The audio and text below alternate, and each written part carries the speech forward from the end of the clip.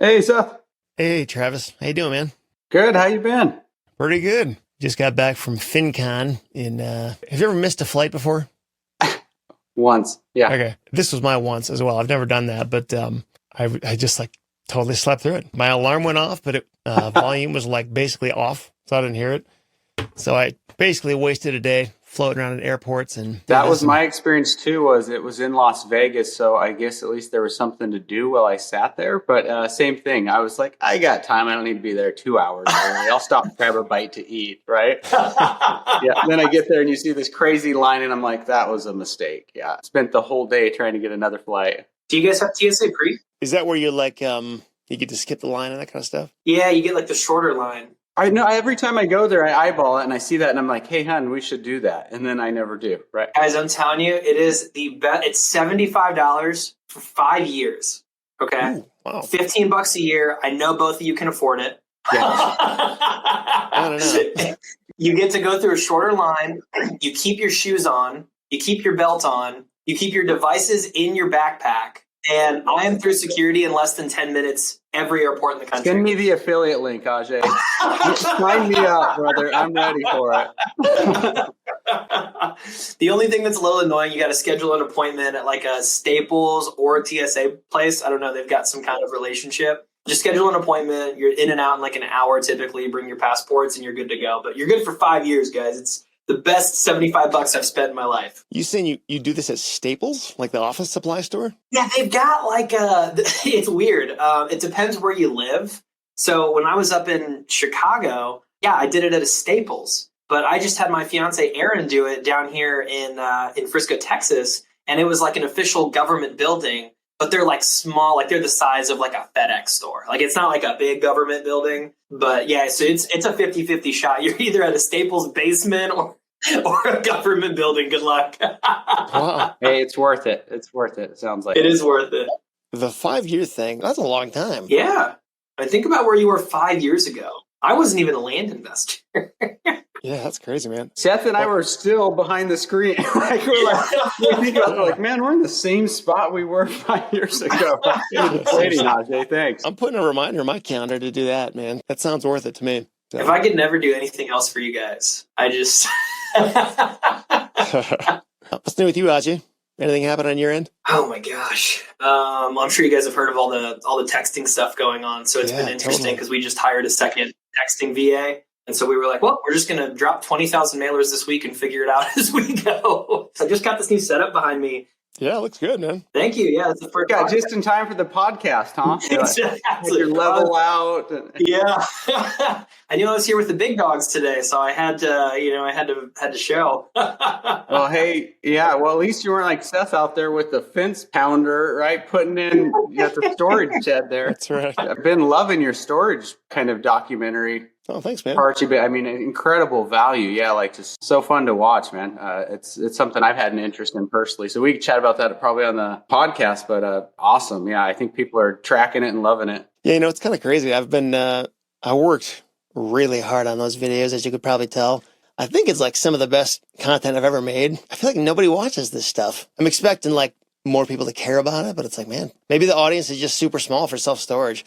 Here's an example, Seth, like, obviously we paid to have some videos professionally recorded. We paid to have them boosted. We paid to have them, with all this marketing. My son does a TikTok video when we're up in the mountains about this little mine shaft they find, right?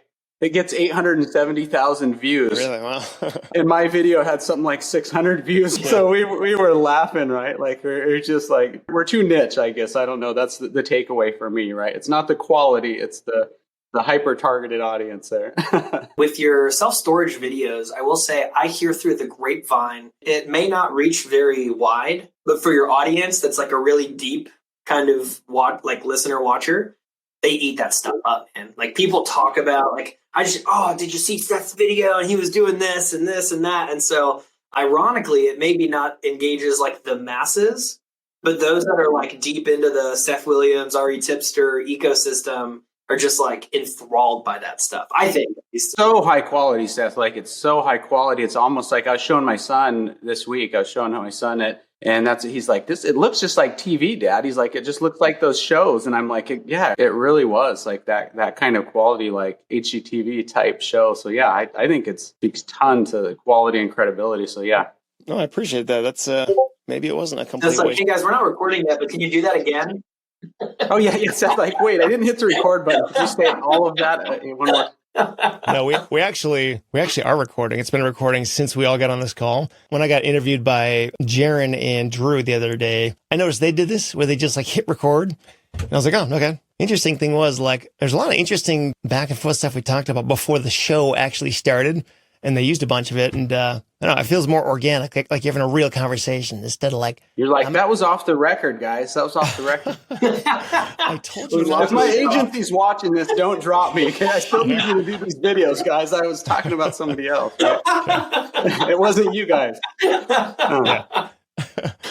So, but anyway, I thought I would test it out. So far, so good. But yeah, I appreciate the kind words on the storage videos. Maybe it wasn't a complete waste of 2 years to build those buildings and record the whole process, because that was the only reason I did it, was to make those 7 videos. No, yeah, to get the content. Heck yeah, well, no, so I have an interest in it, and then in Arizona and in Montana, storage is huge up there. But we just recently were actually helping a family member get a unit when we were back home in Montana, and I was visiting with the owner, the owner's father who let us in, lives next door to the unit, similar size. It looked like to what you had, Seth, and that was kind of their setup. Is the father-in-law owned the house next door, and he let us in. And of course, I visited with him, about the business model and storage sheds and how long they've been doing it. And he said, well, actually, when we did it 30 years ago, he said, we were really concerned, like the market was already overbuilt, and there wouldn't be enough demand because there's no information for us at the time, to be able to tell. So it's kind of build it in hopes they come.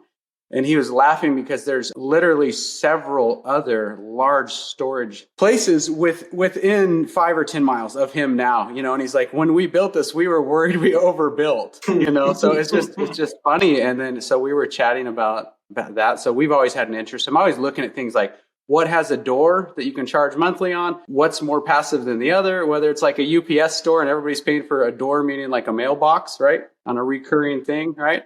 Or it's a single family, multifamily, or storage shed, right? Like what has a door? What has a recurring payment? How passive is it? So I'm always looking at it. So I have a huge interest, in storage. So I think a lot of people do. Yeah, people definitely still talk about that a lot today. Like, it's getting overbuilt. Like you see a new storage facility going in down the road. It's like, well, we're out of business. This is all done. But then they build it and they fill it up and it's fine. And I don't know what to make of that. It's a similar thing in the land business. Like, things have definitely gotten harder to find deals. So, it's not like totally illegitimate. There's something to that. But at what point is it quote unquote too much? Or like, when are things officially like, okay, it worked and now it doesn't work anymore? And I think the answer is it changes the dynamics of what you have to do to get a deal. And you've got to be tracking metrics live so those trends as they're happening, right? Some of it's kind of a lagging indicator, right? Yeah.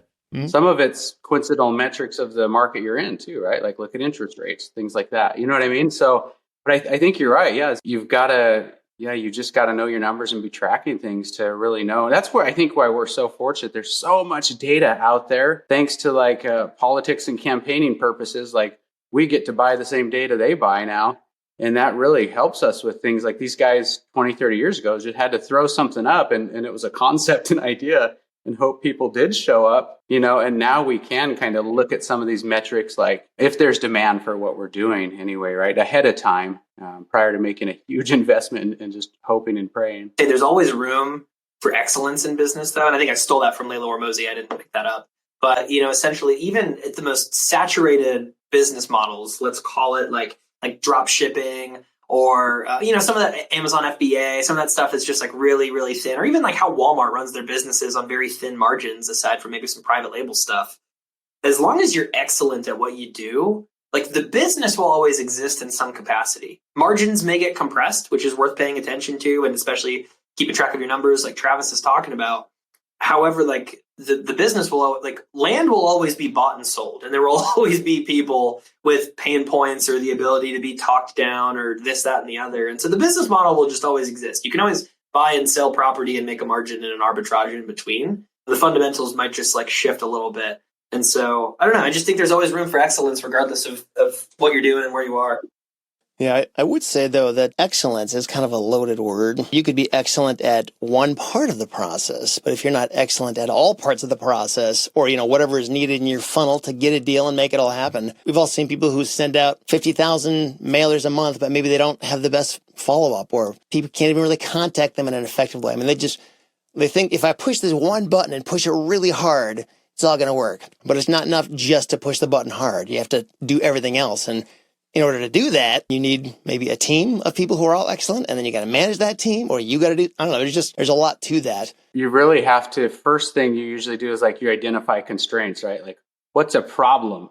Because you got to get good before you start focusing on excellence, right? So like you identify all the constraints, right? Fix the constraints, right? And identify if they're in your funnel on the acquisition side. And once you get to where you've stress tested the system and it can grow or scale properly, then you can lean on to things like Ajay's saying, like what matters, right? Like it depends what business you're in, whether it's like software might be like onboarding and then customer support, which prevents churn, right? Like with us, it might be like interfacing with the seller and how quick the lead comes in, how quick do we get back and how do we get back, and we put our best foot forward, or who's talking with them. So it's like, I think you're right though, Ajay. It's like something my dad used to say was, hey, it's easy to soar like an eagle when you're surrounded by turkeys. Yeah. Right. And I think that's what you realize. A lot of the industry, the reality is not doing a lot of things well. They're just kind of doing things. So if you have some sort of system in place and you're focused on improving it, right, and getting better, not just doing more of the same, you're honestly like ahead of most. You know what I mean? You're ahead of most there. And like you're saying there, because there will always be deaths, divorces, inheritances, property taxes, there will always be these things happening. I think there's always opportunity. It's just you have to adapt to the market, right? You've got to adapt to what's going on with the market and change or tweak your model according to the market. Your business model can't dictate, right, the market. You've got to like have your finger on the pulse of the market and see how you need to adapt. And maybe that's only temporarily, and then you lean back into what was working before. But I think you're right. Like for us, it's like we said, okay, what are we decent at and can get better at? And then we said, what are we pretty good at and could really, lean in on? And that's what we found, things like rapport building, talking to sellers, actually caring about their situation or learning about their situation, right? Some of those things, how quick we get back to them, easy differentiator. But some of those things, like you said, are timeless. You know what I mean? Are timeless and apply across all industries. Like I said, there's always room if you're excellent in the industry. It's just usually what you're not excellent at, right? It's something that you procrastinate on, something that you like dread. So it's generally those things, what you're not good at. And then there's other things that like, okay, we've got to get good at this, like it or not, but I think like not having blind spots, I think is huge for us, because early on, that's what I struggled with. I mean, a long time ago was like getting back to sellers, right? Because I just felt like, well, they should sign my offer and they should send it back. It's like, no, these people deserve a call, a conversation. She has a background. My wife has a background in reverse mortgages. So a long time ago, that was the demographic, right? She worked with, who coincidentally happens to be the majority of our land sellers, 65 to 95, year old individuals, who she would spend excessive amounts of time on the phone, like learning about them, learning about their situation, having empathy. So she was perfectly suited once we started reaching out on acquisition side to all these sellers, because the majority of them fell kind of in that demographic, and so that was, she was able to help me with that part of it, because I'm very much about being efficient and optimizing things and streamlining and scaling. Yeah. And she kind of helped me realize, like, hey, if we focus on the relational side of this, especially the bigger the deal is, the more likely we are for them just to sign it and send it back, which was, kind of my mentality early on. So that was something I had to be open to, right? To changing that part of it and get, like you said, trying to become excellent at that part of it, because she naturally was, or had spent time getting good at that. And I was kind of like, well, I'll just pull more data, send bigger lists, right? Send more data, and rather than get better, I'll just send bigger campaigns. But that was something, okay, we've got to get better at that. Yeah, I think there's three big variables in any business that can make a huge impact. The initial reach, for example, like how many mailers you send out, and then there's your conversion rate. So like of those ones that you send out, how many do you actually convert or get them to close and sell their property? And then how much money do you make on each deal? And if you can increase one of those three, you can make a huge difference in your business. And if you can increase two of them, that's when it gets crazy. Like that's when you can make a ton more money. But it sounds like basically you're talking about the conversion rate. So like that has been the main thing you've been able to increase, or I'm kind of putting words in your mouth. I don't want to speak for you, but what's been working for you? What I would say after so when you're kind of like in a silo or in a vacuum and you're self-assessing your own business and it's like one thing when I started coaching and encountering way wider variety of individuals and personalities and skill sets and markets, right? Like that's really when I kind of the peripheral got better. You know what I mean? When I started working with more people, and it gave me far more insight. And then I would see how if I put two coaching clients on the same exact plan, same exact amount of mailers every month, like everything, and one would end up with 7 deals and one would end up with none, right? I would have to you know what I mean? Start to look in what's going on here and why. And through years of this, and looking at this, I've started to realize it's kind of prescriptive, right? And this is something Ajay, Buck, I was talking with Buck about Very this well. after a coaching call was it kind of has to be prescriptive to the individual. It can't just be a generalized across everything. So you've got to find with that person what's going on. But for me, I felt like usually the thing is once we get over the market selection part of it, then it's lead gen, right? Like we got to solve the lead gen problem. And then it's lead conversion is the next problem. If lead gen, we've solved that. Now lead conversion is the next problem. But what I've really found, guys, what I look at is I go, you can either get consistent at something, you can do more of that thing that you're already doing, or you can get better. And what I've learned is better, which what I used to teach, takes the most time, right? Like we all want to get better. We want to work on self-development, persuasion, negotiation, all these skills, right? Takes a long time, right? It takes a long time to develop skills, especially trying to develop them all at once. So what I've learned is kind of the first thing, the low-hanging fruit is getting more consistent at what you're currently doing and then doing more of that thing, right? And those two things right there, if you get more consistent at what your marketing strategy already is, and then you do more of it, that's the easiest way to get more deals, do more deals. And then in parallel or concurrently, you should be trying to get better at those things, but I used to try to get people better right away. And it's you realize that better is an ongoing, you know what I mean? An ongoing thing, but consistent is easy. It's easy to say, it's harder to do, but consistent is the most important thing. Are people consistently, and you'd probably see this, Ajay, are people consistently doing, right, the things they should be doing? Or is it hey, I sent out a big campaign and then had a lot of leads and then I got overwhelmed, so I didn't mail anything for a month or two, right? And it's this up and down constant. So didn't answer my calls when I called them, and yeah, if you can get more consistent in everything, and then you can do more of each thing, whether that's lead gen, more marketing, or more calls back to sellers, or more follow-up, or more campaigns, right? Consistent, more, better is kind of with the coaching clients what the process I work through. And it's something that I learned. I used to just default to more was my thing, right? Like I said earlier, I default to more. It's rather than get better at negotiation or talking on the phone, or rather than getting more consistent with the things I didn't want to do, my answer was always more. It's just pull bigger lists and more mail. And that's kind of the expensive, lazy way. And it works in great markets, right? But when we get to good markets or average markets, it really becomes inefficient and expensive. So you've got to start to at some point, you've got to move towards what Ajay is talking about, excellence, right? And versus just more. So when you say better, that kind of reminds me of the word excellence that Ajay mentioned earlier, which is kind of a loaded word in terms of what do you get better at? And how do you know when you're actually better? Because when you look at the whole process of, due diligence and making offers and pricing and on it goes, is there a certain thing that you find most people need to get better at aside from just sending out more mail and being more consistent? What seems to be the one thing where people really struggle, and how do they know when they've gotten better enough? Yeah, I feel so adding skills. Well, I used to try to learn everything at once, and I've kind of borrowed this from a trainer, one of my kids in sports, a trainer where they teach a single skill and they focus on it for a quarter, right? So if we're working on shooting, that's what we're doing all quarter. We're not working on dribbling. We're not working on free throws. We're not working on threes. You know what I mean? It's we're focusing on one skill. So I think leaning into one skill at a time and just really immersing in that one skill until you feel like you've gotten better at it. So you know what I mean? Whether it's a weakness, you've gotten from weak to average or from average to good, and then kind of look at the next skill.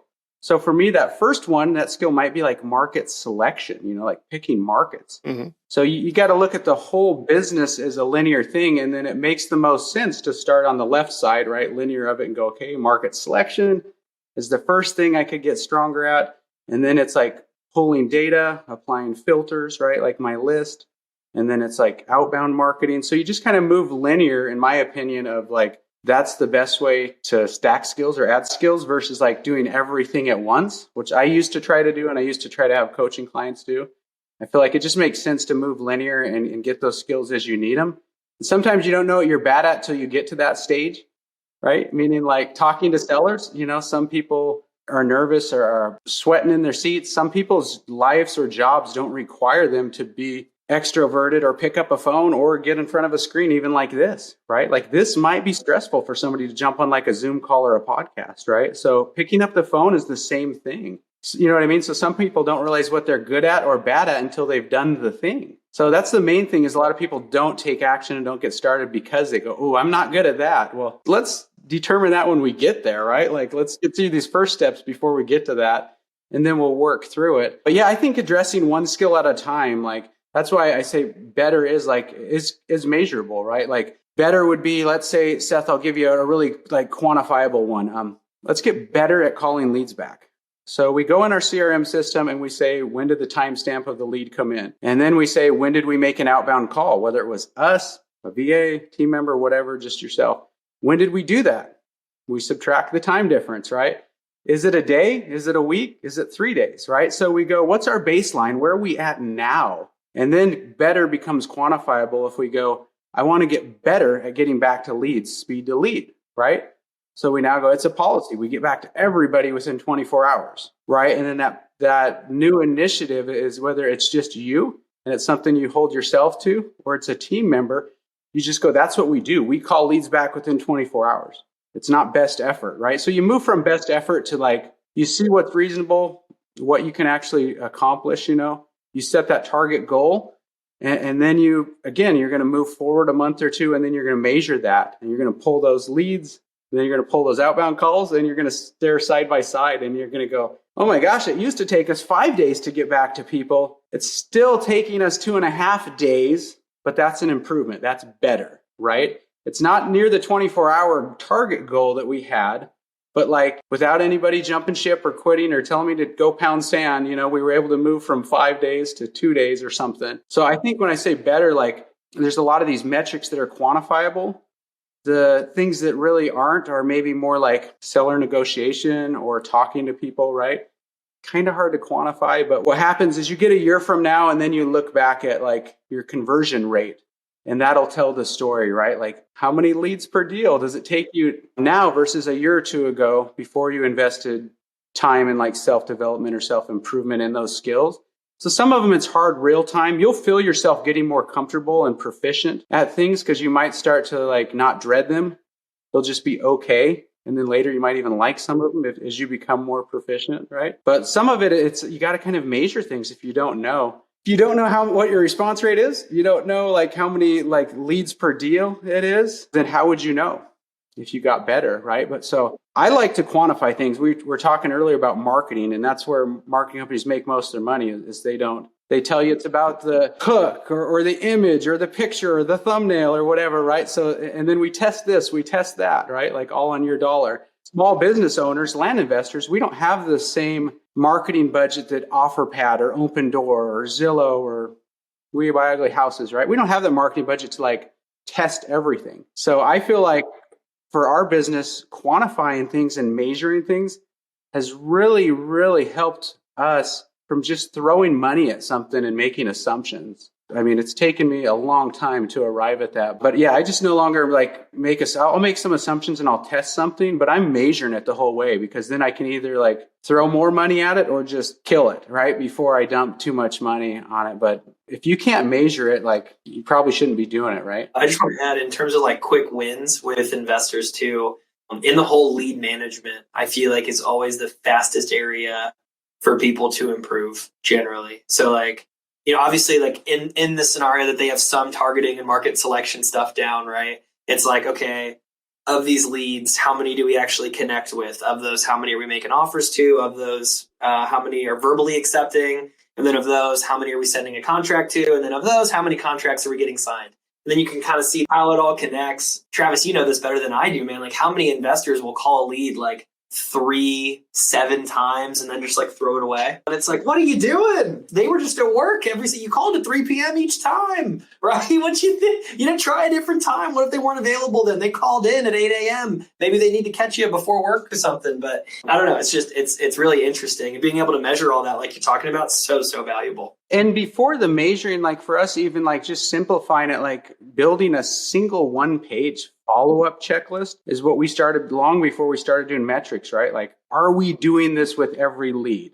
Here's our checklist. Because it can be a Google Doc, a Word doc, before you have CRMs, before you have metrics, when it's just you, like, are we doing this? Like my wife and I used to literally have like 9 years ago, like hanging file folders across a room. And we moved the deal left to right linear from acquisition to disposition with folders. Like we had hard copy folders. This was prior to CRMs and anything centralized. So when I was at work, she didn't know where we were at with the deal. So like we were like, hey, how can we like streamline this? And then you go, how do these massive companies before computers, how did they even operate? Right? Well, you have rows and rows of files. You know what I mean? And so like it can be done. And this is how, when she was working in the mortgage industry, they had hard copy files, right? So we made that decision to streamline it and to simplify it without softwares and trying to make something work. Where, yeah, there was a folder for each acquisition, and then there was a checklist. Did we do these things? And guess what? Like, like you're saying, did we make multiple attempts? Did we reach out on multiple platforms? Like I just tried to call, I tried to call them and go, okay, well, did you email them? Did you text them? Like, let's identify what channel this seller wants to communicate on or will reply back on. And then mark that as like, and ask them, hey, what's your preferred channel? You know what I mean? How, do you prefer to talk on the phone or make a call? Or are you a text person? Or do you even use a computer? Do you have email? So once we know those things right out the gate on that first call, we know the best way to get a hold of them. And we later pass that to title, right? So when they're working with them, we go, hey, don't send an email. They don't have email, or they're not going to use email, or they check it once a month, right? So it's like, find out that way to get back to them. But having like a follow-up checklist is something very simple. You don't have to pay for. Just build your own checklist is a good starting point. And then later you'll kind of get into like the tracking things. When you don't have a historical data, sometimes it's like hard to have a baseline. You know what I mean? Like we don't have something to measure against. At first, people struggle with metrics because they go, I don't have anything to reference it against. But that doesn't mean you shouldn't start like tracking or counting. You know what I mean? Because if you track it next year, you will, right? But just start with a simple checklist and do that with every single lead. Like Ajay is saying, you can identify then either where the drop off is or where the constraint is, right? Like where are we struggling, or you know what I mean? Like where's the lead falling off at? First call, second call, third call. Like maybe it's moving from it goes automatically to voicemail to a live call answering, or maybe it goes from like having a cold calling service to bringing it in-house or something. Like if we're struggling getting that handed off lead, if we're struggling getting them back on the phone. So you just kind of have to like identify where the problem is, and not put the blame on the landowner or seller, right? Like, well, they probably didn't want to sell or weren't that motivated. Look inward at your model and be open, right, to improving that. Because Ajay's got a point. There's probably there's holes in your bucket somewhere, right? And some holes are much bigger than others, and they'll become obvious if you start to look. But most people have a tendency just to turn the faucet up, send more mail versus plugging those holes in the bucket, right? Yeah, it's amazing how much easier it is to just spend the money. And sometimes that's the answer, but it's not the whole answer. There's other parts of this too. So I am curious, Travis, you started Land, 2014 or something? Is that when you got into this business? Yeah. Okay. So, you've been around for a while. You've sort of seen what this world looked like back in the days where there was basically no competition to how it is now. And it's continuing to change. Every month things are a little bit different. Marketing mediums are coming and going, and there's just a lot of movement happening. And we talked a little bit about this last year. By the way, another great conversation we had with Travis last year in episode 142, REtipster.com/142 if you want to check that out. But as things continue to evolve, what are some challenges you're having, or what are some things you're changing or trying or doing different that you haven't done before enough of those things, like what's working well and what's not working? Oh man, grab a cup of coffee. I It's know. going to be a minute. That was a here. loaded question. Yeah. Most educators, most people would tell you it's fine. What are you talking about? Right? Like everything's great, guys. No, I would say like first thing, interest rates are the very most immediate thing that I feel like is kind of our nemesis, right? That's been a challenge, I think, for everybody, because as interest rates have skyrocketed, residential building, has really slowed down. So some of those infill lots that we were moving so quick because the builder, right? The builder was ready to build. Or if we're direct to seller, meaning like we have an agent and the buyer is not a builder, it's actually somebody who plans to build a home on the lot. That person's not as eager to originate a new loan at 8.5% or interest or whatever it is today, right? So I feel like interest rates were probably like if you look back at when we started to see an uptick in days on market and you kind of do an overlay, guess what, right? Mm-hmm. It was interest rates that were kind of our biggest challenge. The other thing is money, right? Like we all get loans for things, right? We all borrow capital. Capital costs more when interest rates go up. So that I feel like that's probably the bigger challenge, is like without getting into administration being a problem, right? But like has to do inflation and interest rates. Inflation and interest rates are like the big problem, I would say right now. How that impacts us the most or how we feel it the most immediately, I would say days on market on the disposition side. We track that real close and that jumped up, right? Like that jumped up first about 30 days, then about 45, right? And we're at like 47 to 51 days more on market than we were 18 months ago, right? So you need to track that to know that. Otherwise you go, man, it seems like things are taking longer to sell, right? Well, we track it. So we know things are taking longer to sell. So days on market, which also leads to like price cuts or what agents would call price improvements, right? We're seeing the properties that we sell. Let's say we were getting 92% of our list price, a couple years ago. And now we're getting 88%, right? So like, you know what I mean? So where that plays into things is when we're buying properties now and we're making our offer based on full market value, we need to know that like, okay, this is probably going to sell for, 8 to 12% less than what we're actually listing for. So that might factor in on my offering side of things. That would be like the challenges, the most immediate challenges we're dealing with are days on market on the disposition side, interest rates and inflation, which is, guess what? Everybody's dealing with that everywhere. So it's not unique, to land. So you adapt. That's the whole thing. We'll probably touch on it later, Seth, but for 2.5 years, I've been working on a book about adapting to markets, like having plays in the playbook for this exact reason. Okay, so you have to adapt to the market, and that's really what you've got to do in this market. So to combat things like you kind of got to flip things around and go, okay, interest rates are really high. Man, that sucks when you're the borrower or the buyer. Guess what? I'm the seller financing, right? Like I go from 8.9 to 10.9 or 12.9. So when you're the bank, right? So the silver lining on the interest rate side of things is like I'm now originating some notes at incredible interest rates where people were beating me up 3 years ago. So like interest rates, so, that would be like how we handle interest rates, like days on market. What we started to see all of a sudden with our funding company, we wanted to fund deals and we wanted to split with people because we felt like that was the fairest way for them to walk away with the biggest chunk. So when we started our funding company, I didn't want to do assignments. Like, I'll just be honest. I didn't want to do assignments to students because I saw all these big house gurus and I saw these guys build these big, massive communities of people that were essentially bird dogs and go out and finding them deals. And then they would assign it to them. And then people would walk away with the quick nickel, right? Instead of the slow dollar. You know what I mean? So I saw that and I kind of felt like it makes sense, but I don't think that's what's best for the investor. So early on, we just said, we're going to fund deals. That's all we're going to do. And you got to stay in it and we're going to split it.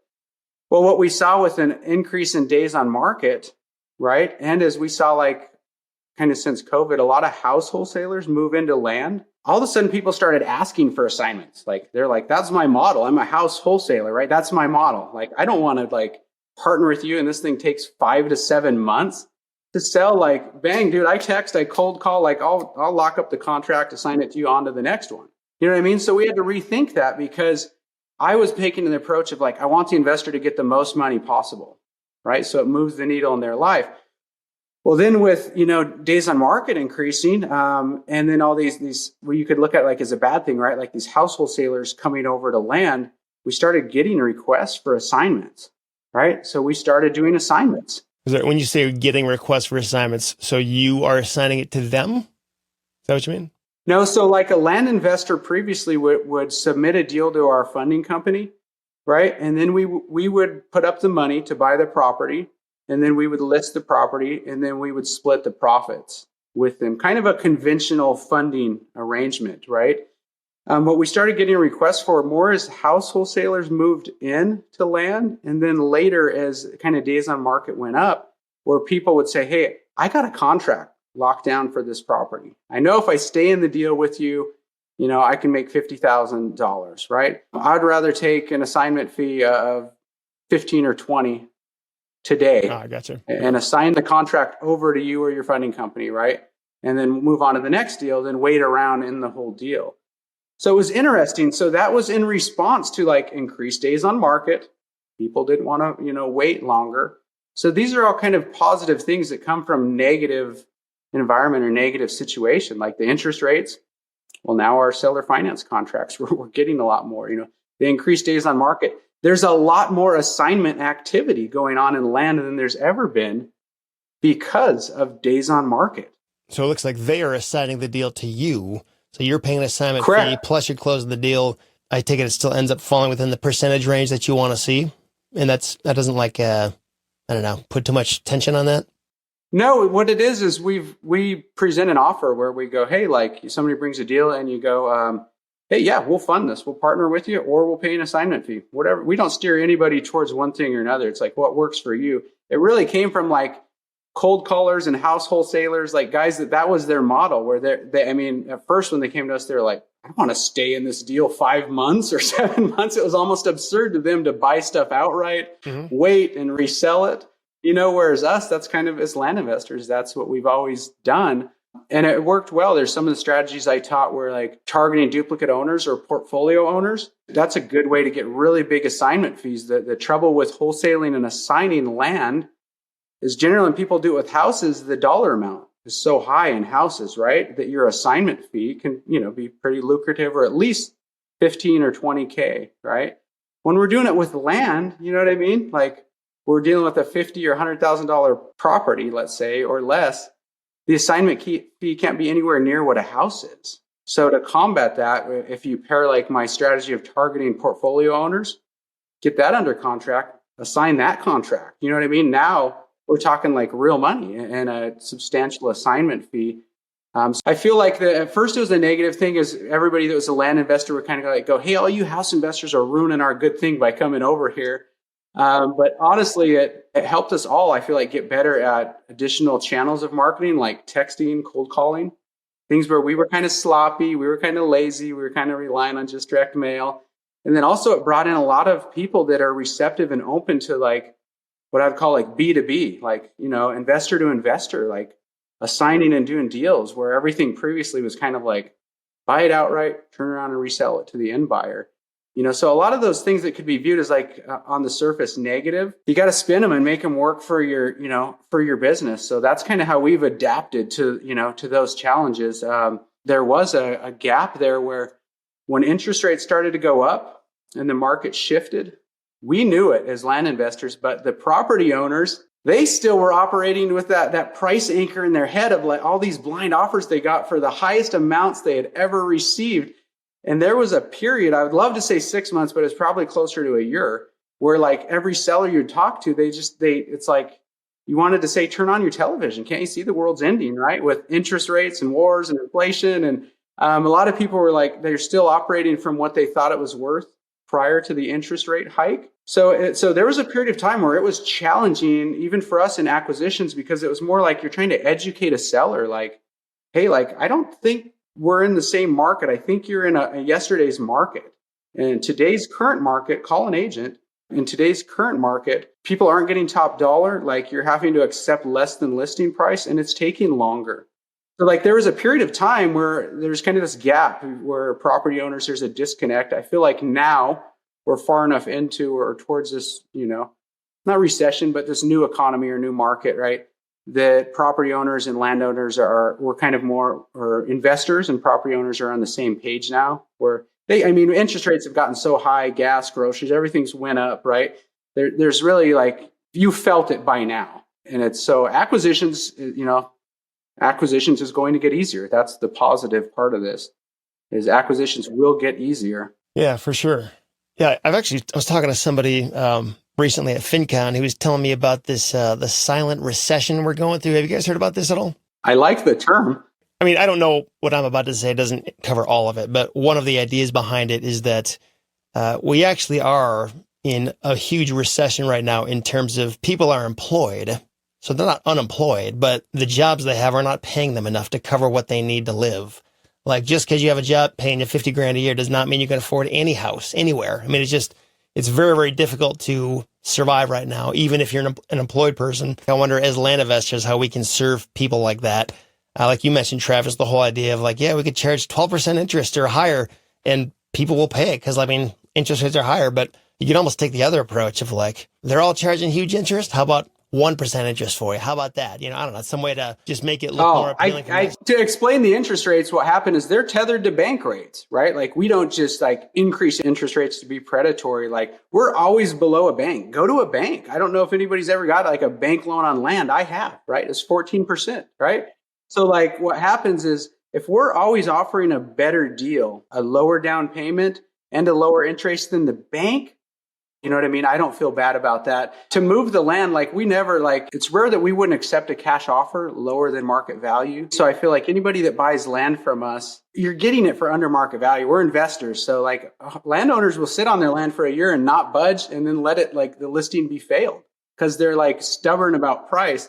As investors, we'll always give you a deal. You know what I mean? It's like if you're offering cash, especially we'll work with you. So you're going to get a deal if you buy from us. But yeah, we're going to tie our rates to the banks. Yeah, there's a part being good guy and part running a business, right? Where like the 1% part of it. What happens is the demographic you attract with these teaser things of 0 down or 99 down, 99 a month. The quality, it'd be like if you sold your education, if all your education was free or $1, right? Like you'd feel like you're serving everybody, but truthfully, what happened? It would bring in these individuals that are just looking for free stuff. They don't care about your community. They don't value your content. They don't value themselves because they're not willing to make a real investment. You know what I mean? Like they won't really invest. They only think they're worth $1. So that's all they want to pay, right?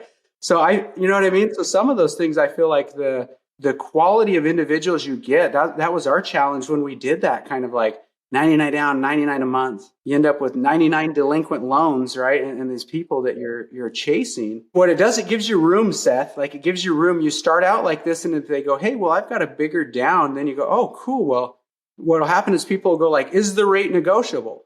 And then you go, yeah, with more down. You know what I mean? Like if you want to put more down, dude, heck yeah, we'll cut 2, 3, 4 points off the interest rate. So you know what I mean? That's kind of like your starting point. I wasn't saying to like market yourself as, $99. If you have that and a job, you're approved, that kind of thing. It's more just knowing that once you understand what the other person values and what they want, you have a lot of room to play with that. And maybe what they value is a low interest rate, but they'll pay any price they want as long as that low interest rate is there. There's a new calculator that we put together on REtipster. It lets you do this very easily, where it has the 4 variables: the loan amount, the number of months, the annual interest rate, and the monthly payment. Awesome. And you can leave any 4 of them blank as long as you fill in the other 3, and it will calculate the missing one. It makes it really easy when you're talking to people on the fly. Whatever it is that they need to have be true, you can sort of leave the other variable, the one that doesn't matter, leave it blank and calculate it, and it'll just tell you how to complete the equation. So I'll include a link to that. Yeah, you got a link to that. That's something people can use live on the call, like you're saying, because a lot of people think, especially the less experienced, they think, well, I have to ahead of time figure out what my rate is and what the loan length is and all of this. And you go, no, you have to find out what works for that borrower, right? Like we don't want to bury them in a payment they can't afford. You know what I mean? So we might need to stretch the loan length out longer, right? To lower the payment. So that's awesome. You've got that because that's what's key, is like being like flexible and adaptable. That's what banks aren't, right? Banks sit across their desk with their looking down their nose at you, and they decide and they tell you all the terms, right? Yeah, we're the bank in this case, we're the lender, but like we're flexible, like you're saying. So if we can adjust those terms, right, to them, we got to make it work for them, or else it might end up in a delinquency if it doesn't. So no, that beats me launching Excel and looking at Excel while I'm talking to somebody. So I'll take your link to that calculator. That's awesome. Yes, that's super valuable. Actually, we have our team that's opened that on our side, and it's been super, super helpful for us already. So we offer owner financing. We don't hold any of the notes. We'll just sell them typically like at the closing table. But super helpful to like kind of have the payments broken out, especially live in a call, and people, well, what about this? What about this? And super funny. You mentioned that you can buy down points, Travis, because something I always joke about is, yeah, you can get 0 interest if you just put 100% down. 100%. Yeah. If you pay in cash, basically. But I think there's something to be said here. We're talking about the value to an end buyer, particularly in this market. But to be quite frank, like a lot of the land that at least like we sell in my land business, it's kind of a luxury product. Like some people are building home sites on them. But if you're doing like rural recreational type properties, a lot of people are hunting on them. A lot of people are riding their 4-wheelers, dirt bikes. They're going to build a home down the line, but maybe it's not immediate. And that's kind of more of a luxury product, which really means like you don't need to buy this, right? Like if the price of eggs and milk is going up and you're short on $1, you probably don't need my really nice 10-acre ranchette in East Texas, right? You probably need to go buy your milk. And like, and there's other people that's a better fit for. That being said, though, there's a huge value add on the acquisition side, which I think is what Travis was getting at as well. With if sellers are feeling that pain, unfortunately, it provides an opportunity to investors because we can provide liquidity. And even more importantly, there are 2 things you get to negotiate in this world, and it's price and terms.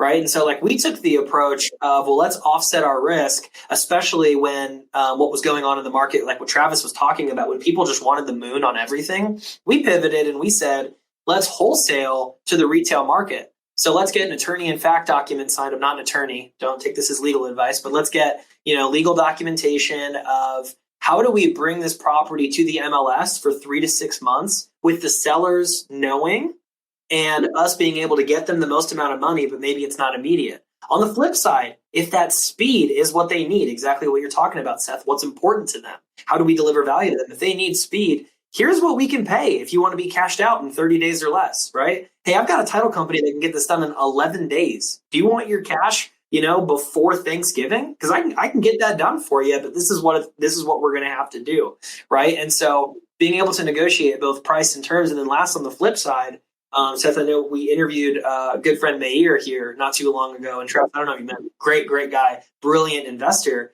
And actually, I know you do this too, Travis, but purchasing on owner financing, right? What's the strategy? It's my next month's mastermind. Like it's November's mastermind. Yeah. Yeah. So it's a strategy that we've not broken into yet, but I'm looking at all this new supply coming onto the market and looking at all these potential subdivide opportunities. And I'm like, man, if you can purchase with owner financing on market, there's an opportunity to build value and get the sellers what they want. It takes a little bit longer, but it could be the whole show, so I won't take it too far that direction because it's that powerful of a strategy. But it works really well if you're a subdivider because you can offer a little more. The key is like I have something that's like Travis's 2-option letter, right? And it's we initially tried something that I borrowed. Best ideas are borrowed usually, right? So from the house space, which was like a 3-option letter, and quite honestly, it just confused people. I was like, here's the cash price. Here's the option price. Here's the terms price. And like our sellers, right? Like 80-year-old Edna was like, I don't know what option is. And it was like, so we later realized like, this is too much, So we got rid of the option and we put that in our back pocket, right? And we didn't display it on the letter. And then our option is here's a cash offer. And then here's a seller finance offer, which is much higher, right? So I tested this for a year because I test a lot before I teach, right? I don't want to evangelize it if I don't know. And I'm glad I did because at first, what I did, guys, wrong was my cash price and my terms price was too close together. And although the terms price was significantly more what people would say is like, oh, I really appreciate your willingness. Like, like I appreciate you being willing to pay more, but I think I'll just take the cash. So it was actually like steering them towards the cash offer, which I did not want. So what I learned with enough conversation and enough letters was that there had to be a bigger delta between the cash price and the terms price. You know what I mean? In order to steer them towards the terms price. How big does that delta need to be? Like, what did you find? I think 20 to 25% is how big the delta needs to be between the two. But where it works really, really well is if your intent is to subdivide the property, okay? Because you can now buy it with seller financing, and you're not going to put, like I just said, you're not doing the 100% down, you're not buying your rate down. So you're buying with seller financing, and you're making a down payment. So you're all in, right? Your down payment's going to come in less than your cash price would have been. So you're not tying up all your money. And anyway, you buy with seller financing, and then I would allow you to add value, subdivide it while it's on a note, and turn around and sell it. So incredibly powerful strategy if you execute it right. But it gives you an opportunity to make a property like the property becomes you're the owner of record, which now means agents will work with you to resell it. And you could buy it on terms. It's kind of like versus an option, right? Where you can feel like sometimes you're not being transparent with the seller. Agents look into it and they don't want to work with you. So you have the option as that third thing in the back pocket where if neither work, and then you think an option might, and they understand it, you could present that. But yeah, buying with seller financing is really powerful and way underutilized strategy. You just got to have the right verbiage in your contracts. Like if you're a subdivider, you could actually, can I subdivide while I'm still buying on payments? And then can I actually sell off children parcels? Well, I have yet to pay off the whole note. So there's a little complexity there, but like on its surface, you can just buy with seller financing, even if you don't plan to subdivide.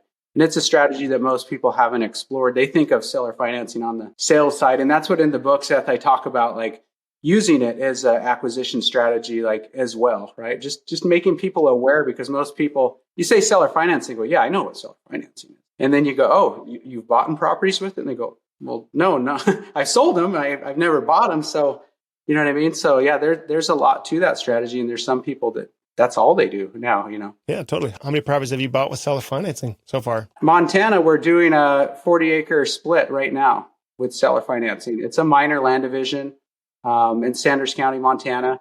It's splitting a 40 into 5/8. And that's probably the one I'll end up doing as a case study. That's probably the one I'll end up doing. I'm bringing a guest on my mastermind too, because that's kind of what I found, where having other people that are doing it instead of just me, like having other, like whether it's student or just somebody in the community, other investors. There's a couple other, one or two, I think, other educators I've seen put out stuff about this. So I know there's other people doing it, right? Is trying to highlight other people's strategies, because even on our end, like we're not perfect. Like with our letter, I feel like there's a guy, I think you might have had him on, Eddie Speed, who teaches. He uses a similar strategy too. So there's a handful of people that have done this like for years, right? Or decades. So it's not a brand new strategy. It's just something I haven't seen used in land a lot, that we've only this year is what we've been testing it. And I'm going to have Jesse build in like the 2-option letter into Pebble and stuff, so that you could pick that as a letter template, right? Yeah, this is a pretty big strategy in self-storage. I've learned quite a bit about it from that angle, but I think a lot of the same stuff applies to the land space, in that even understanding how do you even start the conversation? Like you don't blast right out of the gate and the first thing ask if they'll sell for seller financing. It's more about understanding like where are you coming from? Like what do you need? Like why are you even trying to sell this thing? Because you might find out I've got a kid going to college and I want to sell it off. It's like, well, I can help you make those monthly tuition payments if we set up the seller finance deal. And also, like, I think what I've heard from most people is that about 20% of people will say yes to this if you explain it well and they can, get on board with it. But it's also about understanding like the different tax advantages to selling it this way. Like they need to have a compelling reason to do that instead of just taking cash. And there's lots of different compelling reasons if you kind of understand the person's situation and what they need and why they need this. So, yeah. So the key is not opening the kimono and sharing everything right out the call. It's starting the call, talking to the seller, right? And like identifying, just like you're saying, Seth, where you like kind of like go, hey, what's the situation here, right? Like, why are you even interested in selling? You know what I mean? Like, why are you considering selling? And it might be a situation like, hey, well, we lived out here in this rural area. Now that we're getting older, we want to be closer to town, closer to the hospital, right? Like we want to be close to the hospital or close to family or something. You find out the situation, and then it's like, well, is there any urgency, or is this something that you could sit on it a year or two? It wouldn't matter. You just are looking to clean things up. Or is it like you bought another house and you're starting to make mortgage payments, and now you guys want to move and get out of this? So once you find the situation, you go, okay, is it time sensitive? Right? If it's time sensitive, it's probably cash, right? If there's no rush and they want to get top dollar, right, then that might be a better fit, where you could offer them more, right, with seller financing. So it's not like a blind, meaning not like a 2-option blind offer approach. Like you can do that, right? But I find it's better utilized like when you like gather some information from the seller after like a letter of interest campaign. You gather that, and then it's like a 2-option letter of interest, right? And then they decide which option fits. But usually the facts you collect during that call will help you know what's the best fit, and how to kind of tailor that offer. Because if there's no urgency, that's what most of us combat, right? Where people aren't in a hurry to sell, they want full price. So until you get that information, you don't really know what option they would be most interested in, right? Yeah, it's interesting. I was talking with Joe Roberts, episode 168 about cold calling, and you're talking with him and a lot of people about this kind of stuff. It's interesting how many more opportunities open up to you once you're willing to get on the phone and once you understand how to master the phone and like really have a good conversation and find out information from people, getting away from this idea of we just blast out blind offers and that's it. And we might answer the phone when they call, kind of thing. And it's kind of a different skill set than most land investors are accustomed to having to know. But man, I mean, if you can figure that out, a lot of things will open up to you, I think. Yeah. And I mean, the thing is both work. It's just if you go like, if you say, I never want to pick up a phone. Like, I'm never going to pick up a phone. I never want a team of cold callers. I don't want to deal with people. Like you could make this easily with blind offers work if it's just all of a sudden the skill we're talking about getting better at, not just better, like becoming excellent at, right? Ajay, the skill you need to develop is pricing your mailer or campaign, right? Like if you're a surgeon at pricing your blind offer campaigns, right, then you might be able to build a 7-figure business without ever having to get better at the phone. But it's just this universal skill that doesn't hurt. Most people I have, they scroll social media, they text, they play with their phone. Like the most underutilized thing on the phone is like the dialer, right? Like calling. And it's like the tool that's been generating the most revenue, for the longest period of time, like on the phone, right? Grant Cardone actually has a great little ebook called Millions on the Phone. Read this years ago, and it really just talks about that, like just how powerful of a tool the phone is.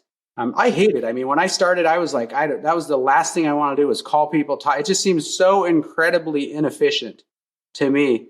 And it was like, it didn't scale. And so the balancing act is like, you go, well, if I were targeting these, like what people, now like derogatory, like call desert squares, I would just call like cheap parcels, right? If I were targeting these cheap parcels, it probably doesn't make sense to like build rapport, like find out the grandkid's name, learn the situation, right? Like if the property's only worth $5,000, so like the rapport building and the phone and that tool like comes into play more where like the juice is worth the squeeze, right? Like we're going to make 50 grand. We're going to make 35, 50, 100, right? Like, okay, I'm willing to invest some time, in this. So I can appreciate or understand people's like hesitancy of like thinking, dreading the phone, and the phone is the worst, right? It is especially when you're talking to individuals that have, people that can't get rid of $5,000 and $10,000 and $15,000 properties. These are like more liabilities than assets. They just bring more dysfunction. That's just, like it or not, that's the reality of it. They're going to trap you on the phone. They're going to tell you their whole life story, how they got to land, every problem in their life. Like they're going to overshare. When you're talking with somebody that was like a former builder and is just like in their sunset years and just have an extra lot or two left over, dude, their time's valuable, maybe as much as yours, maybe more. Like they're not going to keep you on the phone for an hour. Like they're not sitting around waiting for the phone to ring. So like, my point is, as you deal with more sophisticated people and you target higher value properties, it's a little different conversation, right? Like it's a little different conversation, and the sellers, it becomes less about the dysfunction or the current problem that's forcing them to want to sell, and it becomes more about like getting to know the seller. And I'm not going to say you look forward to the call, but you don't dread the call as you deal with more sophisticated people whose time is valuable, right? Just like yours. There's also just such big advantages in building that rapport before you really get to the meat is what we found. So like really, really cool takeaway I just had with my team recently was we have a multi-7-figure house wholesaling coach that I'm working with. And we were talking about kind of lead management versus like acquisitions manager and like kind of the key differences here. And he was like, oh, well, like industry standard in house wholesaling is your average call needs to be 10 minutes or less at the lead manager side. You just find out if they're qualified and push them. Okay.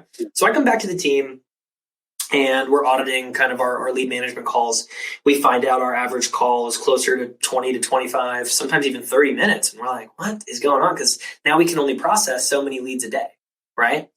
And so all the leadership training that I've ever gotten has taught me not to come out guns a-blazing and tell your team what to do, but rather do discovery, right? And so I come to the team and I say, hey, team, this is what we're hearing from some industry experts, and this is what we have.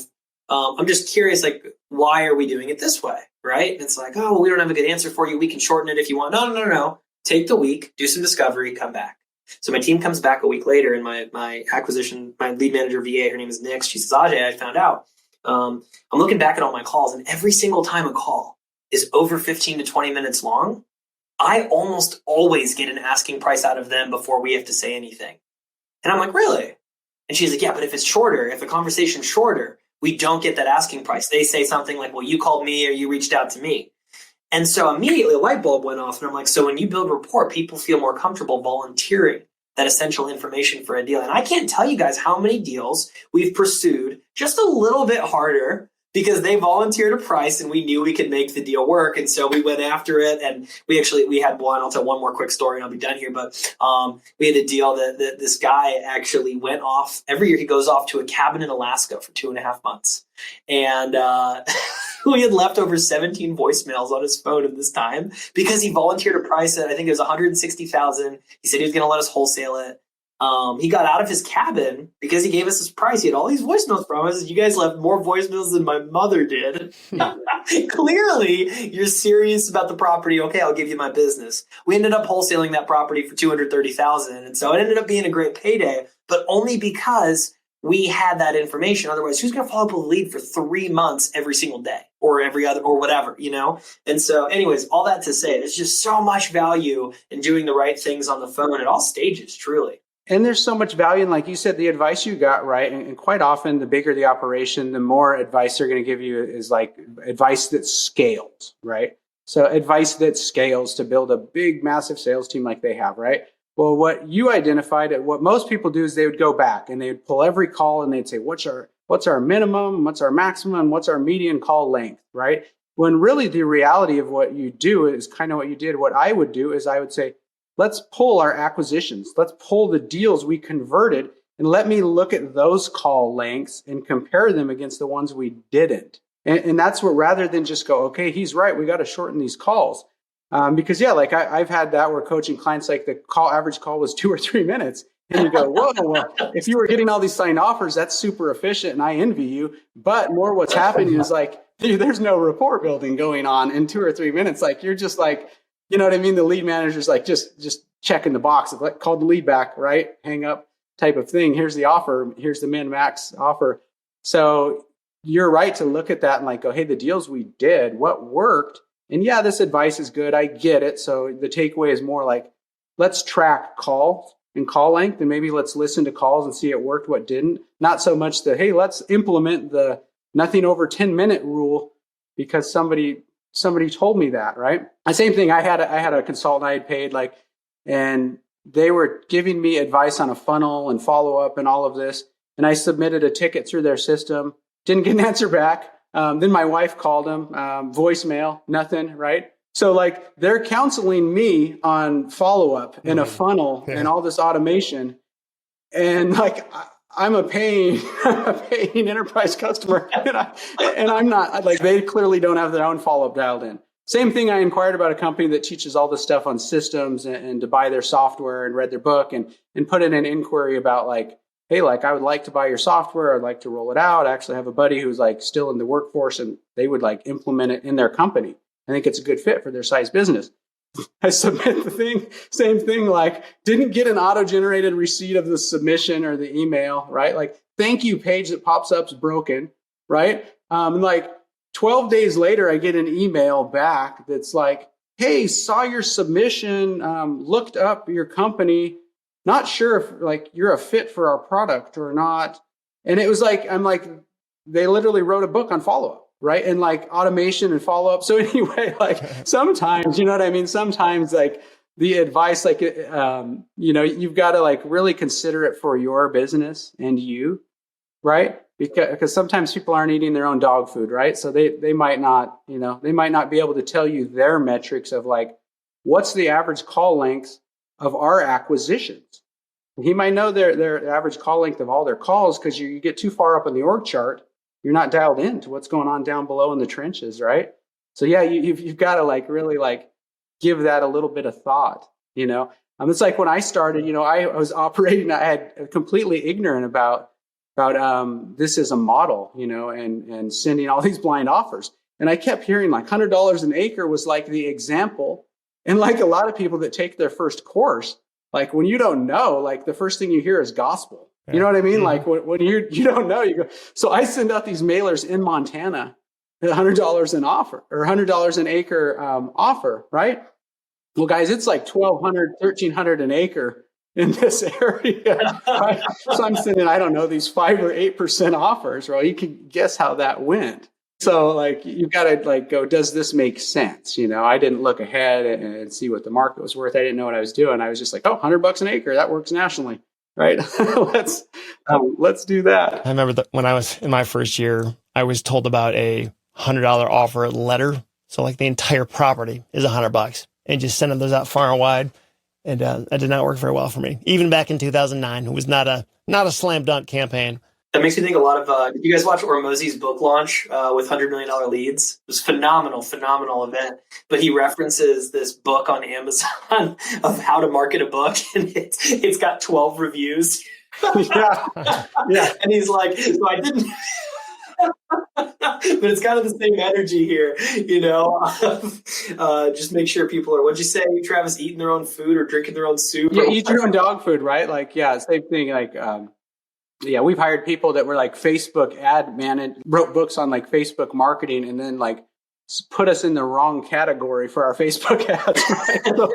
Right? So some of this stuff, guys, you just got to get oriented, right? And then you got to know your own business, right? And not rely on others, know your own business and just improve. But conversions is what it's all about, like focusing on the acquisition, getting deals, right? Like don't spend your time on the wrong things, right? Focus on things that help you improve at getting conversions. What are your marketing mediums that you're using these days, Travis? I know direct mail is, what most people start with. Are you still sticking to that? Are you doing texting, cold calling, email, anything else?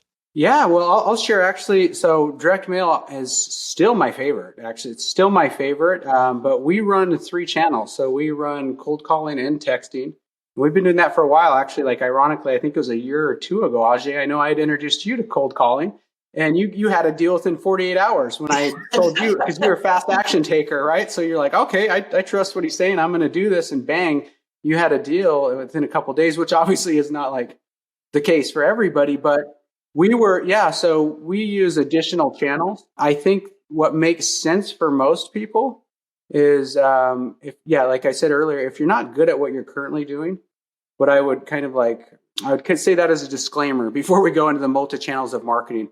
If you're not optimized and you're not really good at one channel, don't see this shiny lure of multi-channels of marketing and think just because texting is the cool new kid on the block, you've got to add it to your business. Okay. Like if you're not dialed in at your one channel, okay, like get really, really good at direct mail. That's, I think, the best on-ramp, the first thing. Unless you came over from houses and you got a background in cold calling or texting. For most people, direct mail is the only channel you need at first. I find students struggle when they try to launch out the gate with multiple channels. But then when you get better at that, what I'd say is you go from single campaigns to where you have like multi-campaigns of direct mail, where we'll run 2 or 3 campaigns. Every campaign, right, is like a 2 or 3 campaign to the same list, right? That's direct mail. And then concurrently, yeah, we do cold calling and text messaging, right? So we do all three. I love direct mail. I feel like if you look at the business marketing, like as like a SWOT analysis, I've always felt like it's the safest channel, the most reliant. I feel like cold calling and even more so texting is way more volatile. The laws are always changing. So I wouldn't want to build my business on especially texting, but let's exploit it. Let's exploit it while it's available. So yeah, we run all three channels of marketing. And here's the funny thing, like about when I said knowing your numbers, like texting, I'll give you an example. Like, we have, which is common for people that don't know, like we have an over 10% response rate, right? Direct mail, we have like just a hair under 1%. It's like, I forget, 0.92 or 0.98, right? Like is our direct mail. So it's like, say 1% is our direct mail. And then texting's over 10. It could be sometimes 11, it could be 14. Some campaigns are as high as 20, but my point is it's 10x, like the leads. Now, so we got excited about this. And when I'm tracking like cost per lead, I'm like, wow, it's $6.90 or whatever per lead over here for texting. It's $69 over here for direct mail, right? Like, cool. Like, why don't I just only do that? And then when I start looking at our actual like converted deals that we've turned into acquisitions, what we started to realize was we would get this like avalanche of leads, like from texting, of unmotivated sellers. So for us, we're okay with that because we go, okay, they all end up in our CRM. We've got like, really sophisticated follow-up drip sequence it's going to hit them hard for 6 months and then progressively for 12 months, right? So like, we're okay with that. They're a lead that someday maybe sell. But as far as like an acquisition in the near term, our cost per lead was 10x on direct mail, but that's where most of our deals were coming from, Seth. So like for us, I run all three because there's people like if you text only, you're missing out all the landlines, right? So cold calling hits everybody with a phone. It doesn't have to be a mobile. So I like cold calling. Texting is super high response rate, tons of leads, but direct mail is still my favorite. Multi-campaign direct mail is still my favorite approach and will get people really far. Unless they already have that skill set of other, of other channels. But I think sometimes like people try to add channels before they're like truly optimized or good at the first channel, right? On this measurement stuff, so I want to get to your book before we wrap this up, but on this measurement stuff, you've talked a lot about measuring things and tracking changes and all this. It sounds like there's a whole lot of stuff to measure. How do you figure out what is worth measuring? And then how do you measure it? Is there some software you're using or it sounds like a full-time job to figure out like it makes my head spin just thinking about it. So like for somebody who wants to start measuring things and figure out where their business is going, how would you suggest they start doing that? Yeah, well, there's those things, like I said, like that vanity metric, right? That cost per lead where you got to look at it and you go like, ooh, like ROI, right? Vanity metric, right? Where you like go, hey, I bought a board game at a garage sale for $1, cleaned it up, sold it on eBay for 11. I got 1,000% ROI, right? My ROI is 1,000%. It's like you made $10. You made $10. Relax, right? So you got to look at the metric and go, does what I mean? Does this really apply or matter? And look into that. Like for us, the cost per lead, right, is what we were looking at.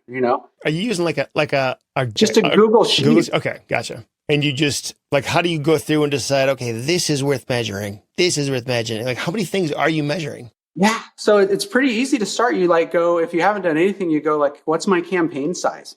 How many letters did I send? Right. So you start with 5,000 unit campaign, 10,000 unit campaign, 10,000 mailers sent. And then you go, what's my response rate?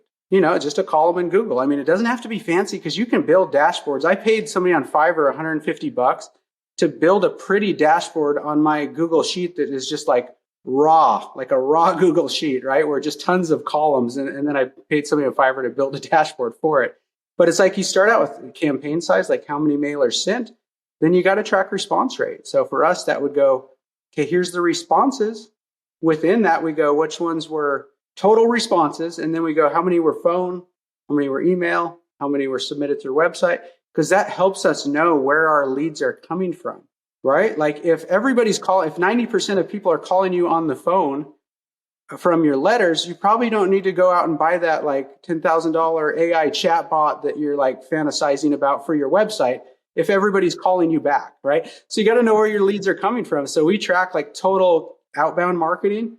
and then response rate, and then total number of leads, and then it's like leads per deal. And then it kind of goes from there. Once you know that, and then you can look at cost per lead and then cost per acquisition, which is something that it took me several years to learn and nobody told me about, right? In land space, like cost per acquisition matters. And that's why a lot of people spend their career focusing on cheap properties.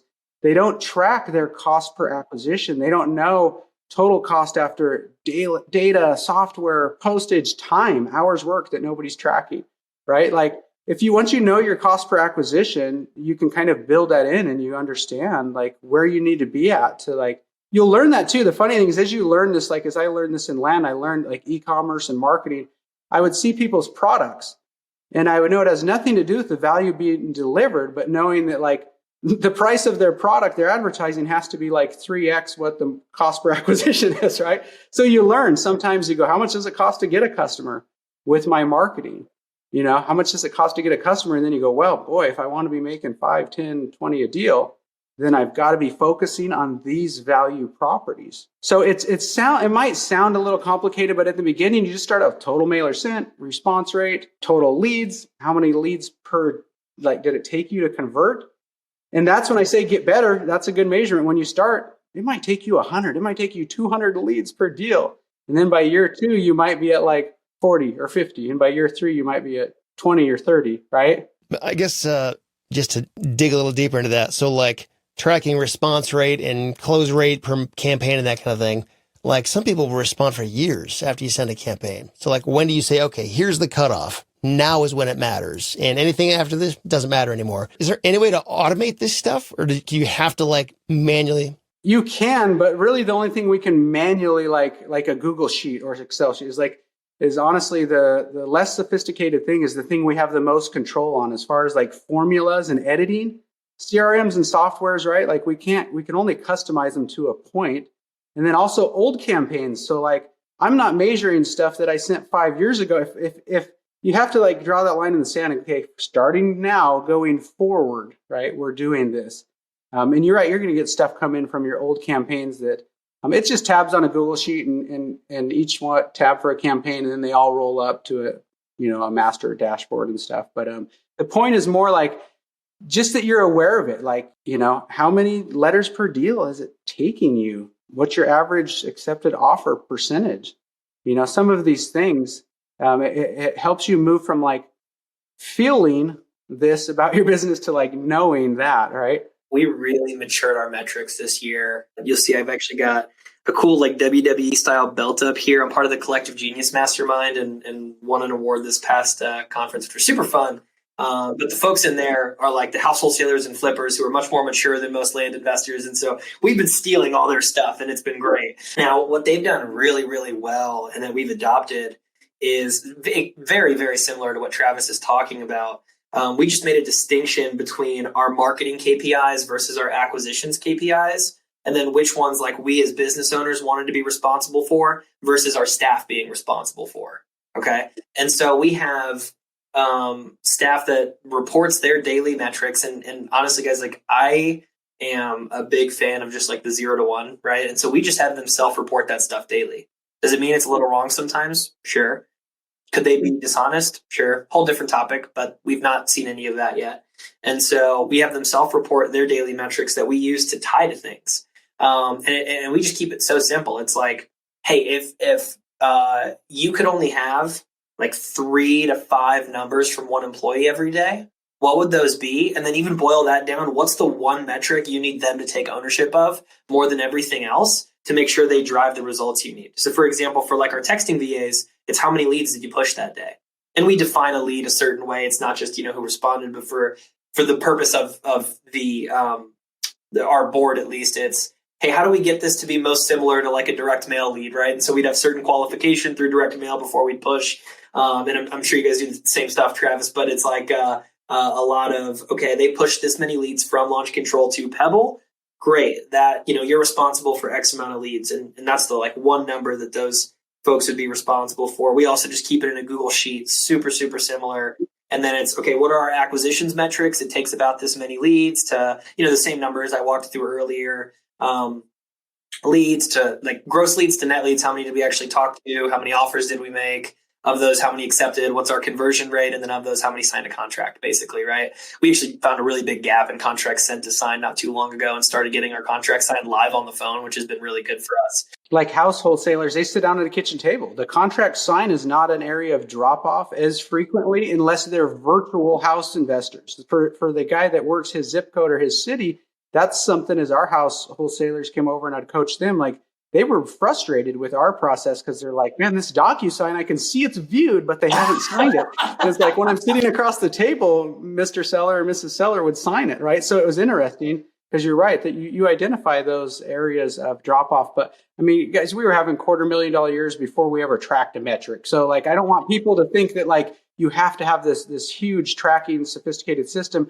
My point is more like what I felt early on where I felt like I was spending a lot of hours on the business and not making enough per deal. Okay. As soon as I started like going back through all our transactional data and cost of campaigns and total cost, that's where you go from feeling to like knowing, like, oh, I'm super active, but I'm not crazy profitable. Right. So that's where it matters. But you don't have to do all this stuff to, to be profitable or to be successful as a land investor. But the point is, if you're scaling your business, to scale your business, like the inefficiency scale, the stuff you're doing wrong scales, unfortunately, too. So if you're looking to scale the business, you can't ignore this stuff. But yeah, don't get me wrong. Just with massive action and being a hustler, you can make 6 figures a year as a land investor. But if you really want to scale it up, as Ajay said, hire somebody else or have a team, you can't get away from this stuff. As much as at first it made me feel like I was back in the corporate world tracking metrics, I would be like, oh, KPIs and objectives and okay, all right. It was like, you start to realize like, well, this is a business. If I want to run it like a business, I've got to track these things. Yeah. I guess we kind of are creating our own corporate world here, right? We're just not stuck in it. We get to control it. So Travis, to wrap this up, I know you got a book coming out. Anything else we should know about the book? I know you kind of mentioned here and there, but why don't you give us an overview of what's it about? What's the premise and what do you talk about and go from there? Yeah, so the book is something that, a baby takes this, about 9 months, right, from conception to birth. This baby took 2.5 or 3 years to, from idea to reality. Where the book, by the time this is aired, the book should be out. It's called The Land Investor's Playbook. You can find it at thelandinvestorsplaybook.com. But really, what it was as we were growing our business, what I found was like all the advice I heard was like I talked about earlier, just do more, right? Do more of what you're doing, send more mailers, right? Like that was the best advice out there. And for me, what I realized is some people have the discipline to just do one thing their whole career. For me, I was attracted to other strategies like subdividing. And as we found those, right, I felt like it kind of allowed me to be like this within my business to still stay focused within my asset class of land, but dabble and play with other strategies. And it wasn't just playing, it was for profit, right? So subdividing, we all know, you add value, you force appreciation, it's highly profitable. So as I kind of did that, I was kind of like looked at that like adding a play to the playbook, right? And as in our own business, we added plays to our playbook, like targeting duplicate owners, subdividing.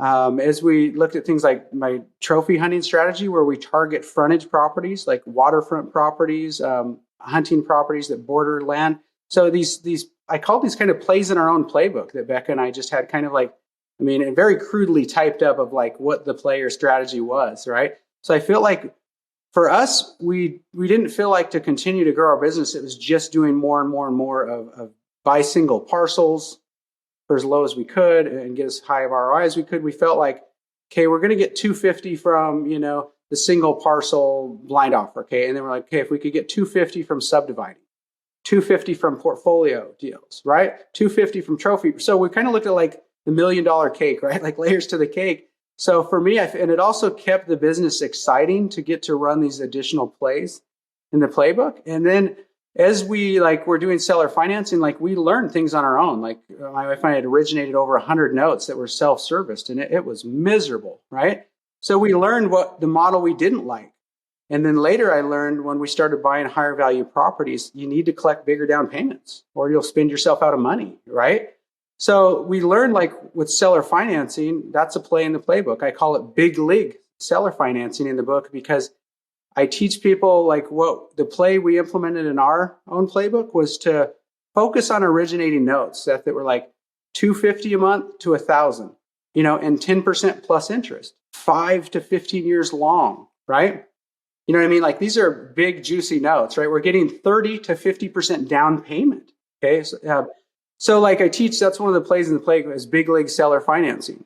Do you end up selling those notes out of curiosity, like the 15-year long ones? Man, it's kind of a long term. The ones right now, I don't, and I'm not. We actually did pre-COVID because all of the genius talking heads I followed had told me with COVID that everybody was going to lose their job and that there would be all these foreclosures and there was going to be a tsunami of house foreclosures. So I was worried that my terms buyers would be defaulting. So we sold a huge note portfolio, right? Mm-hmm. Well, guess what? They put you never know what government's going to do, how they're going to interfere, right? So they put a moratorium on foreclosures. So this never happened. And then our land values went up, right? Of all those. So, you know what I'm saying? So that was following all the brightest data people and everything. Nobody knows what government's going to do. But so for us right now, no, we're not selling them currently. But that's like a play is if you build that with that exit strategy in mind, the big league seller financing is if you build these notes where you get that interest income that some land investors are leaving on the table, you build in a longest term, 5 to 15 years. You're not combating note churn of all these dinky little notes. A lot of guys get in this business, they focus on cheap properties, and then they originate these 24 to 36 month notes. And they're just hyped. They're pumped. And I was one of them for 24 to 36 months. They're hyped. And then month 25 or month 37 kicks in, and all these little notes start dropping off. And now they've got to originate the same number of notes per month just to stay plateaued, right? So that's a problem I had. So when we redesigned our business, we moved to like big league seller financing where it's serviced by a note servicing company, closed by title, meets all that criteria. So really the book is adding each of these like plays to your playbook. And what that does is it allows you to adapt to the market. So like it was timely, right? I had no idea. I had no like crystal ball that the market, inflation, interest rates would do this. But I've been writing the book for 3 years about like having a playbook. So we're not reliant on one play, right? That's kind of the whole thing is bringing in the sports analogy, right? Like if you're a really strong football team that runs the ball really well, right? That works great against teams that have terrible run defense. But guess what? When you're going up against the team that has the number one run defense, you better be able to pass the ball or do something different.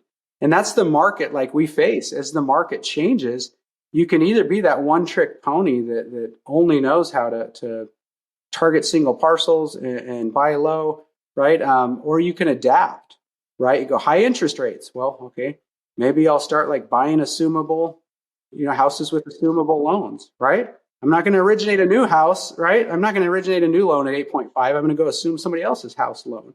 So you adapt to the market. And that's what the book is about is give somebody like a playbook, right? A proven playbook that we've used in our own business. And it forced me to go from like it just being concepts or little scribbled notes for each play, to when you go the conventional route and have the book published, right? Like you're going to go through, 5 rounds of editing. And so the book forced me to package it in a way that people didn't make assumptions. Like each play was really thoroughly explained.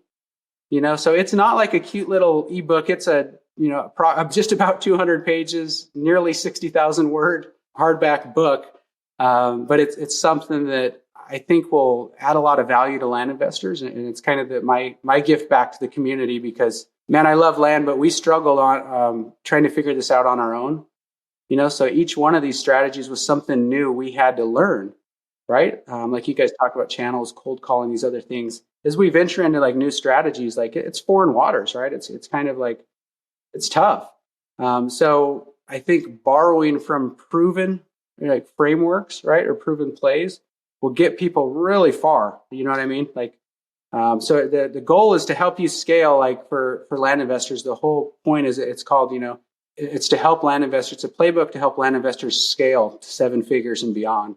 Because a lot of people are maybe maxed out on the current number of deals they're able to do with their current method. And they need to add these other things in, like subdividing, like portfolio takedowns, like targeting waterfront properties.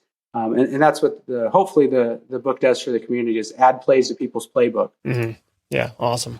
So thelandinvestorsplaybook.com is where you can find out more about that. Yeah, by the time the episode's live, it'll be up. And if people want to learn more about you, Travis, or connect with you in any way, any other place they should go? Landinvestingmastery.com is the best place to find us on the website.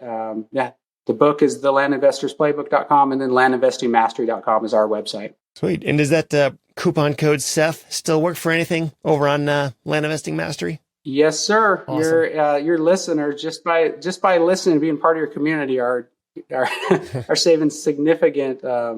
Awesome. Significant on every product and service. We've got that. Well, Travis, thanks so much for talking with us again. It's always a pleasure. I always learn something new talking with you. And if you guys want to hear the show notes for this, REtipster.com/172. You can find links to a lot of the stuff that we talked about.